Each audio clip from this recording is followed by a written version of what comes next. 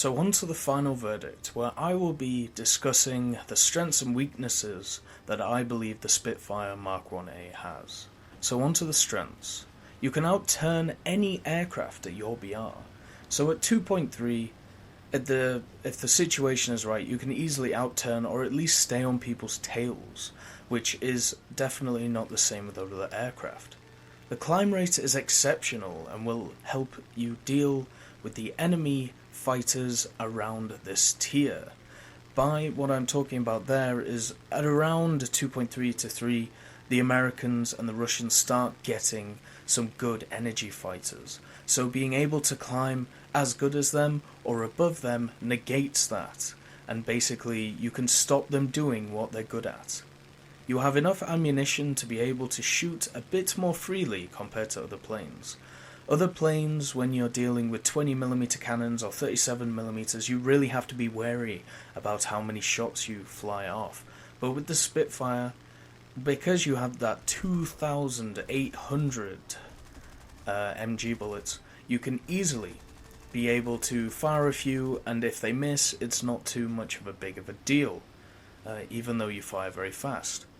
It is a versatile aircraft at its BR.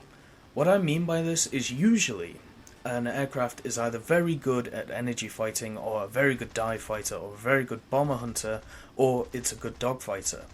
The Spitfire, it is so good at climbing and turning and diving up to a point, especially in arcade. You can use it in any way you feel like, really. Maybe not as a bomber hunter, but as you saw in the live commentary, you can if you want. It outperforms everything at its BR, in my opinion. This may be just because of my playstyle, but I feel the Spitfire Mark 1A completely trounces anything at its BR of 2.3. But anyway, on to the weaknesses. But first of all, let's hear a clip from the Battle of the Bulge from the wonderful Sergeant Guffey. Get it! It's like hitting him with tennis balls! And that pretty much sums up the main weakness that the Spitfire Mark 1A has, in my opinion. With the 7.7s, even though you have 8 of them, they don't do a lot of damage, and it can feel like you are basically shooting wood into a sponge. It doesn't really work too well. But anyway, on to the other weaknesses. You basically cannot get shot, otherwise you lose all your advantages. In certain planes, if you get hit, you can still easily be combat effective. But with the Spitfire, if you're hit once, and your wing turns red, or black, or pink, you lose that advantage. You lose that turn, and you really need that turn just in case something bad happens. If certain fighters get on your tail, you will not be able to shake them off. The fighters I'm talking about here are the I-16s, the Ki-43, even the Hurricane getting at that point. But it is very hard to shake them off. It's very easy to get on their tails, but you have to be aware of your surroundings and be able to not get into that position in the first place. If you are low, all the advantages you have are useless, especially facing decent boom and zoom pilots.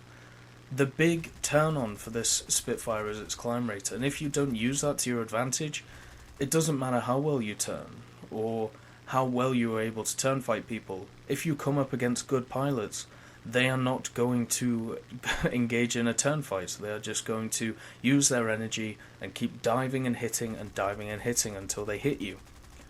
You will find yourself coming up against a lot of planes which have a higher BR than yourself, extending to certain fighters such as the Aerocobra. I've had a lot of games where I've come up against the premium Aerocobras, and I'm kind of sick of it, especially in the Spitfire.